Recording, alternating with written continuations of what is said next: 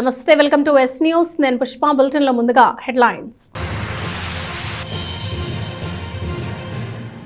CITU పిలుపు మేరకు కేంద్ర ప్రభుత్వ కార్మిక వ్యతిరేక విధానాలను నిరసిస్తూ దేశవ్యాప్తంగా చేపట్టిన డిమాండ్స్ డే ధర్నా కార్యక్రమంలో భాగంగా తెనాలిలో ధర్నా నిర్వహించిన కార్మిక సంఘాలు కొత్తగా వచ్చిన కూటమి ప్రభుత్వం సత్వరమే తమ డిమాండ్లను అమలు చేయాలని నాయకుల డిమాండ్.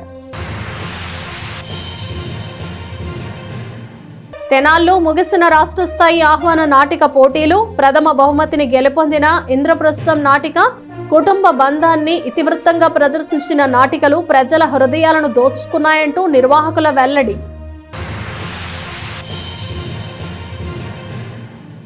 కేంద్ర ప్రభుత్వం అనుసరిస్తున్న కార్మిక వ్యతిరేక విధానాలను నిరసిస్తూ కార్మికులు దేశవ్యాప్తంగా చేపట్టిన డిమాండ్స్ డేని బుధవారం సిఐటియు ఆధ్వర్యంలో చిన్నరావూరు పార్క్ వద్ద ధర్నా నిర్వహించారు. ఈ సందర్భంగా కార్మికులకు వ్యతిరేకంగా ఉన్న డిమాండ్లను రద్దు చేస్తూ కార్మిక సంక్షేమం కోసం చేపట్టిన సౌకర్యాలను కొత్తగా వచ్చిన ప్రభుత్వాలు అమలు చేయాలని నాయకులు డిమాండ్ చేశారు. దేశంలో మూడోసారి కొత్తగా వచ్చిన బీజేపీ ప్రభుత్వం కార్పొరేటు యజమానులకు అనుకూలంగా వ్యవహరిస్తుందని, దీనివల్ల రాబోయే కాలంలో ప్రావిడెంట్ ఫండ్ని సకాలంలో చెల్లించకుండా జాప్యం చేస్తారని సిఐటి నాయకులు ఆరోపించారు.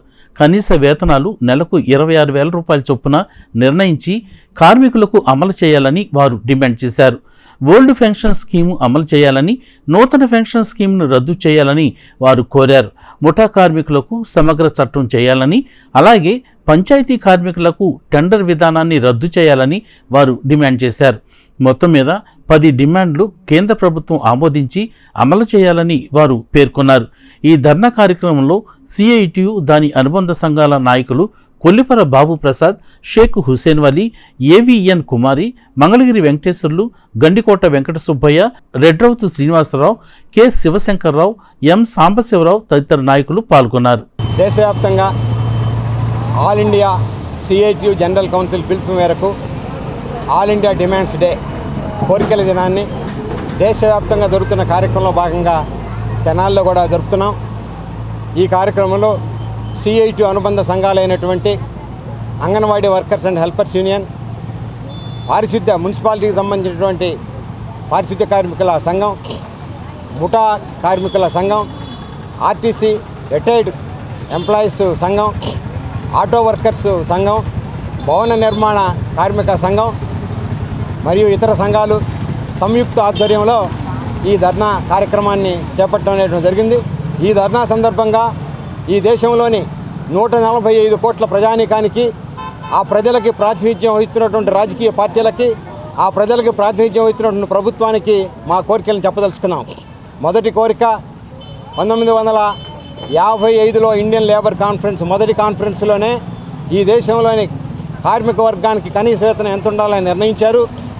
ఆ కనీస వేతనం ఇవాళ ఉండేటువంటి ధరల్ని ఆల్ ఇండియా కన్జ్యూమర్ ప్రైస్ ఇండెక్స్ని దృష్టిలో పెట్టుకుంటే 26,000 పైచీలకు ఇవ్వాల్సిన అవసరం ఉంది. ఆ వేతనాన్ని ఇవ్వట్లేదు. ఆ వేతనాన్ని అమలు చేయాలని చెప్పేసి అది మా మొదటి కోరికగా ప్రజానీకానికి తెలియజేస్తున్నాం.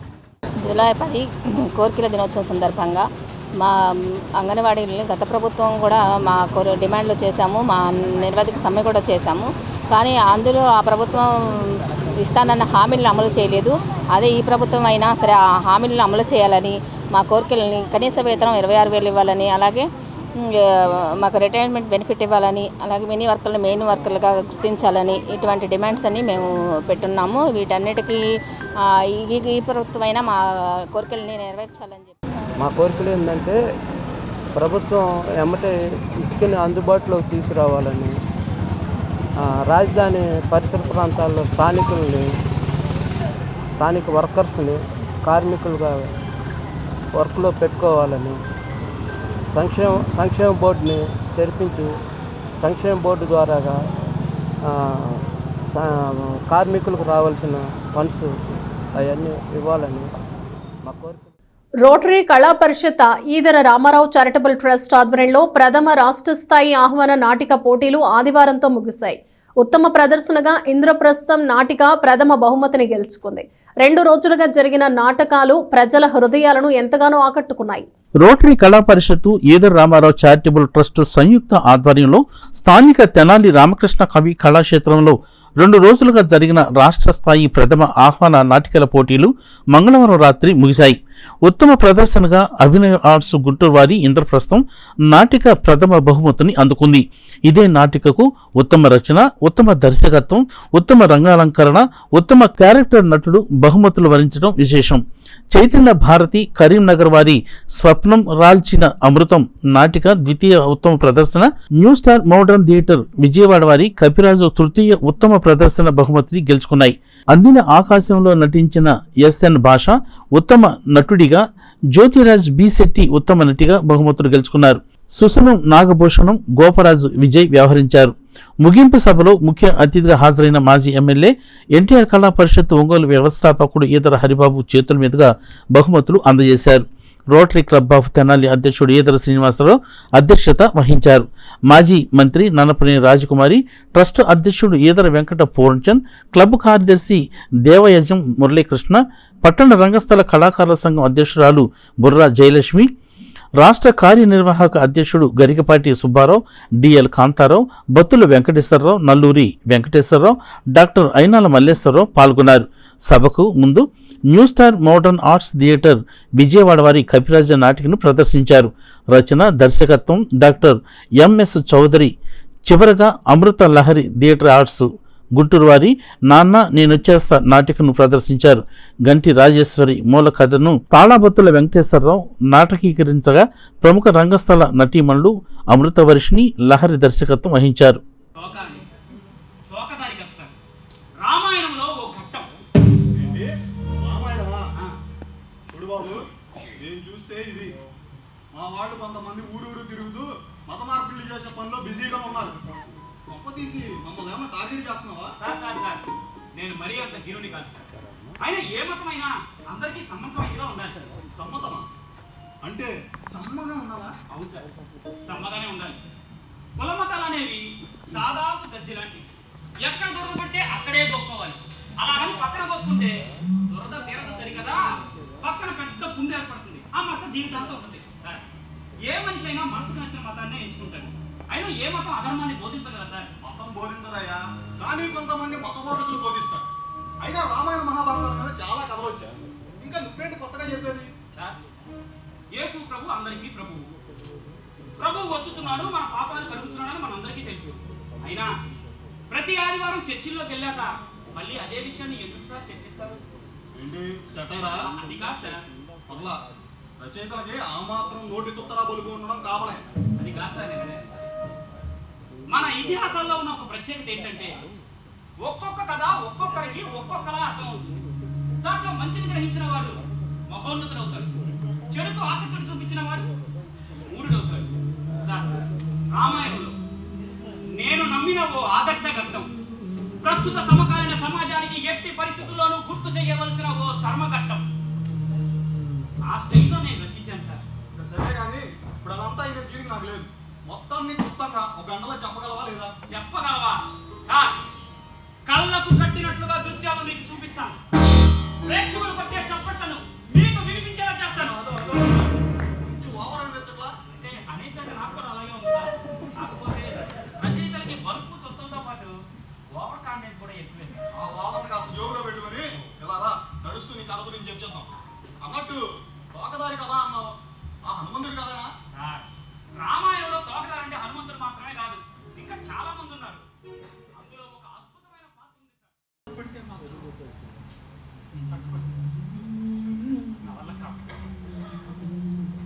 సార్. నిజమే, కానీ సుదీప్ ఇప్పుడు చిన్నపిల్ల కాదుగా. ఒక ఇంటికి కోడలు తన అత్తమామలకు నచ్చినట్టే తన భర్తకు అనుగుణంగా అది నడుచుకోవాలి.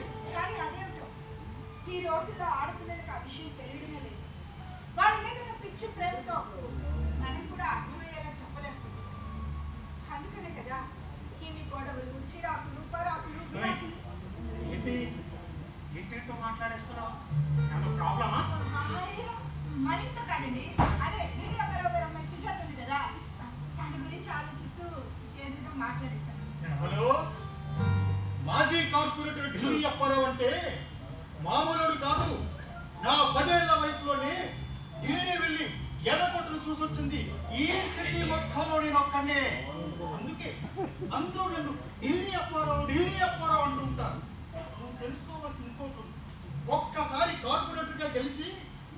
సార్లు డిపాజిట్లు లేకుండా ఓడిపోయింది కూడా నేను ఒక్కనే. అందుకే నాతో మాట్లాడేటప్పుడు కాస్త ఒళ్ళు దగ్గర పెట్టు మాట్లాడు. లేదంటే ఆ ఎస్పీతో చెప్పి డ్రగ్స్ కేసులో నువ్వు కూడా ఉన్నావు ఇరికించేస్తాను. మనం రాఘవ గారు నమస్కారం నమస్కారం నమస్కారం. బాగున్నారా? ఏంటి వస్తూనే ఎవరికో వార్నింగ్ ఇచ్చుకుంటా వస్తున్నారు? లేకపోతే ఈ ఢిల్లీ అప్పారో మీద జోకులు ఏంటండి? ఏమి లేదు రాఘవ గారు, ముందస్తు ఎన్నికలు ముంచుకొస్తున్నాయిగా. అవును, నేను మళ్ళీ కార్పొరేటర్ గా పోటీ చేస్తున్నా. భారీ మెజార్టీతో గెలవడం ఎలాగో ఖాయం అనుకుంటే డిసైడ్ అయిపోయింది. దాంతో నా అపోజిషన్ క్యాండిడేట్ భయపడి కుట్రపడి అసలు ఓటర్ లిస్ట్ లో నా పేరు లేకుండా చేస్తానండి. నాకున్న లిటిగేషన్ మైండ్ తో లాలాడి సెక్షన్స్ తో కొట్టారంటే సుప్రీం కోర్టుకి నా అప్పీల్ ఉండదు. నాతో పెట్టుకుంటే చల్లని ఓటులా మునిగిపోతామని గట్టిగా వార్నింగ్ ఇచ్చాను కదా. అప్పుడే తెచ్చావా? కాసేపు రెస్ట్ తీసుకోవచ్చు కదా. అవునా? ఏంటమ్మా సుధా?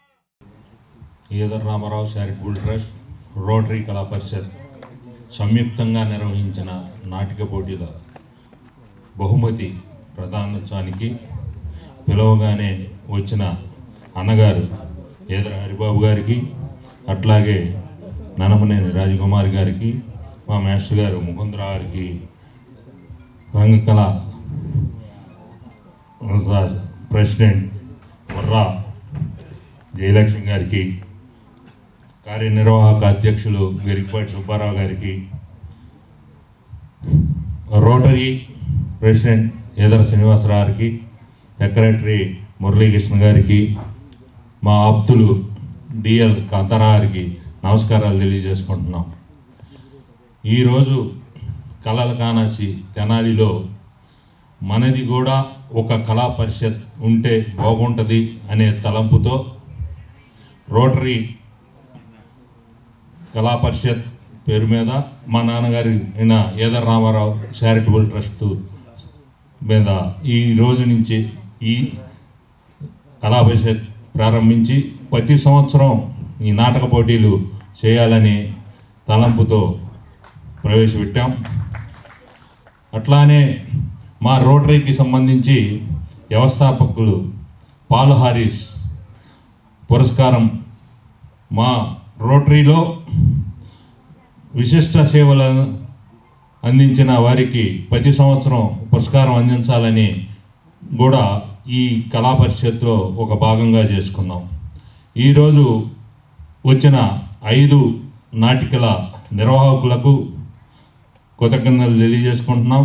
అందరూ చాలా బాగా నటించారు. వారి అందరికీ కృతజ్ఞతలు. మా శ్రమ, మా కోరిక ఫలించిందండి. రామారావు గారు లేని హాల్ ఈ హాలా అని అనుకున్నాం. మేము అడుగు పెట్టలా. మేము అసలు కార్యక్రమాలే జరగలేదనుకోండి. 5 సంవత్సరాలు కూడా కార్యక్రమాలే జరగలేదు. మళ్ళీ మంచి రోజులు వచ్చినాయి, కార్యక్రమాలు జరుగుతున్నాయి. ఎన్టీ రామారావు గారి పాత్రధారి శ్రీరాముడు శ్రీకృష్ణుడు బొమ్మలు మళ్ళీ పెట్టారు. ఈ రోజున ఇక్కడ కూర్చోటానికి మాకు శ్రీ వెంకటేశ్వర స్వామి మాకు ఛాన్స్ ఇచ్చాడు కాబట్టి మేము మళ్ళీ ఇక్కడ కూర్చొని మాట్లాడటానికి అవకాశం దక్కింది. ఇది ఒకటే చెప్పాలని నా కోరిక ఉంది. ఇది ఒకటే. కొన్ని జీవితాలు మన కళ్ళ కట్టినట్టు కనిపించాయి, కొన్ని పరిణామాలు మన కళ్ళ కట్టినట్టు కనిపించాయి. పిల్లల మనస్తత్వాలు లేక పెద్దల యొక్క ఆశీర్వచనాలు, వాళ్ళ యొక్క సంఘర్షణ, ఆ కుటుంబాల్లో సఖ్యత ఎలా ఉండాలి, మరి ఈ కాలం పిల్లలకి వెనకటి కాలం తల్లులకి ఉన్నటువంటి వ్యత్యాసాలు, ఇవన్నీ కూడా చాలా బాగా ఒక కనువిప్పు కలిగే విధంగా, లేక కొంతమంది గుణపాఠం చెప్పే విధంగా, కొంతమంది నేర్చుకునే విధంగా చాలా బాగా కూడా చూసాం. అన్నిటికన్నా మించి కొంచెం లేటుగా వచ్చాము, కొంచెం ముందు అయిపోయింది. కపిరాజు అసలు ఎట్లా చేయగలిగారండి వాళ్ళు? రబ్బర్ బొమ్మల్లాగా మనది చైనా సర్కస్ చూస్తున్నాము అనిపించింది కాసేపు. అసలు ఎంత గొప్ప అంటే ఆ రోజు విఠలాచార్య సినిమాలు లేదా జానపద చిత్రాలు ఎన్టీఆర్ గారి, కాంతారావు గారు చాలా చాలా గొప్పగా, నిజంగా అంత గొప్పగా నటించడం అనేది మీరు గట్టిగా చప్పట్లు కొట్టి ఆశీర్వదించండి. అది కూడా చూడండి, దానిలో ఎంత నీతి ఉందండి, ఎంత గొప్పతనం ఉందండి. రాముడు చాటు నుండి కొట్టిన దానికి ఇచ్చిన వివరణ ఎంత చక్కగా ఉందండి. అసలు నిజంగా అది కళ్ళ ముందు టైం తెలియలేదు. అభినందిస్తున్నాను పూర్ణచంద్రు. అయ్యా మా ఇంట్లో చదువుకున్నాము, మీ మాస్టర్ అన్న మేమన్నా చాలా గౌరవంగా ఉంటారు. అలాగే ఇందాక పూజీ మనం ప్రేమగా పిలుచుకుంటాం వెంకటేశ్వరం మా గురించి చాలా గొప్పగా చెప్పారు. చాలు. కళల గురించి సహజంగా ఒక్క మాట చెప్పాలి.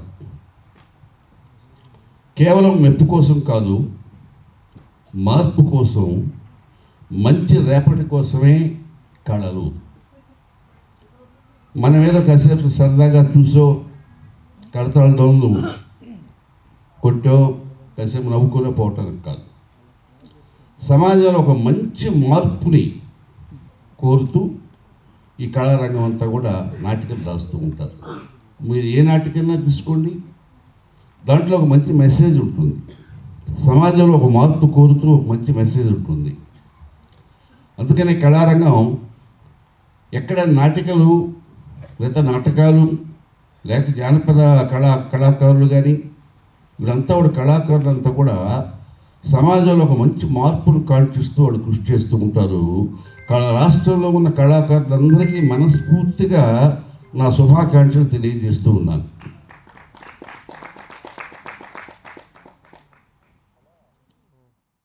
బహుమతి ప్రదానోత్సవ కార్యక్రమం మరి న్యాయ నిర్ణేతలుగా వ్యవహరించిన విజయ్ గారు అనౌన్స్ చేస్తారు.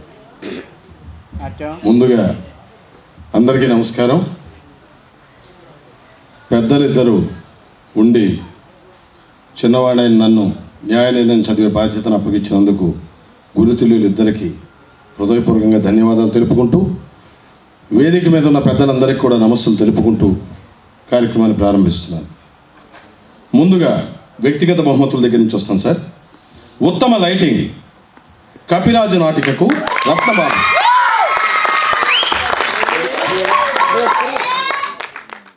ఎల్లబర్రు గ్రామానికి చెందిన ఓలేటి చిన్న సాంబశివరావు 12వ వర్ధంతిని పురస్కరించుకుని స్థానిక రైల్వే స్టేషన్ రోడ్లోని శ్రీ శివలింగేశ్వర భక్త సేవా సమితి ఆధ్వర్యంలో పేదలకు అన్నదాన కార్యక్రమాన్ని చేపట్టారు. ఎలవరు గ్రామానికి చెందిన ఓలేటి చిన్న సాంబశివరావు 12వ వర్ధంతిని పురస్కరించుకుని పేదలకు అన్నదాన కార్యక్రమాన్ని నిర్వహించారు. అనునిత్యం పేదలకు అన్నదాన కార్యక్రమాన్ని చేపట్టే శ్రీ శివలింగేశ్వర భక్త సేవా సమితి ఆధ్వర్యంలో బుధవారం స్టేషన్ రోడ్లోని పేదలకు, వికలాంగులకు అందజేశారు. సమాజంలో నిరాశ్రులై తినటానికి తిండి లేక రోడ్ల వెంబడి బతికే అనాథలు, వికలాంగులకు శ్రీ శివలింగేశ్వర భక్త సేవా సమితి నిరంతరం అన్నదాన కార్యక్రమం చేపడుతున్న నేపథ్యంలో తాము కూడా సేవా సమితి ద్వారా అన్నదానం చేయాలని నిర్ణయించుకుని ఈ కార్యక్రమాన్ని చేపట్టినట్లు రాష్ట్ర సాహిత్య అకాడమీ మాజీ డైరెక్టర్ బోలేటి శివాజీ తెలిపారు. ఇంకా ఈ కార్యక్రమంలో అయినపూడి శివలింగ ప్రసాద్, ధర్మరాజుల శ్రీనివాసరావు, సేవా సమితి బృందం షేక్ మీరావలి, ధర్మరాజుల సాయిబాబు, పఠాన్ బడే, ధరణికోట మల్లికార్జునరావు, ఎడారి రాంబాబు, మునిపల్లె వంశీ తదితరులు పాల్గొన్నారు. ఈరోజు ఓలేటి చిన్న సాంబయ్య గారి 12వ వర్ధంతి సందర్భంగా ఈరోజు మన ఓలేటి శివాజీ గారు ఈ కార్యక్రమం ఏర్పాటు చేసి ఉన్నారు. మన కుర్రా శ్రీనివాసరావు గారి ఆధ్వర్యంలో అన్నదాన కార్యక్రమం ఏర్పాటు చేసి ఉన్నారు.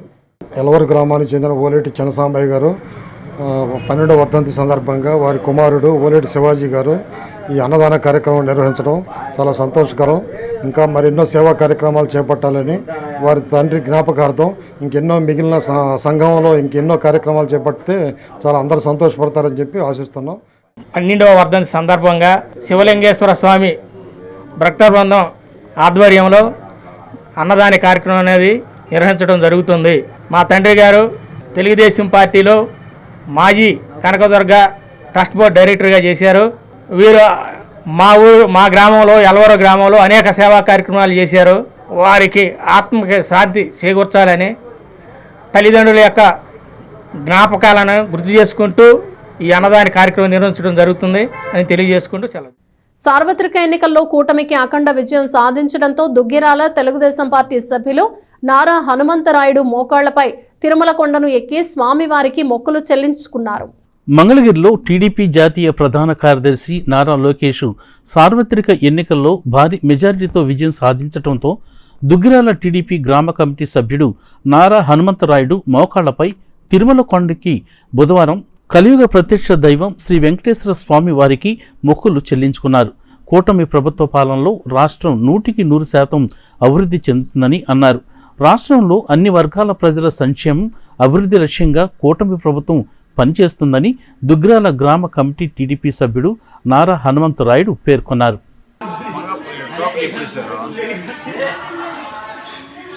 ఎక్కడైనా అంతేనా? ఒకవేళ జనాలు ఎక్కువ ఉన్నా కూడా పైకి 8 గంటల దర్శనం అవుతుంది, 2 గంటల దర్శనం అయిపోతుంది. బులెటిన్ ముగించే ముందు హెడ్లైన్స్ మరోసారి.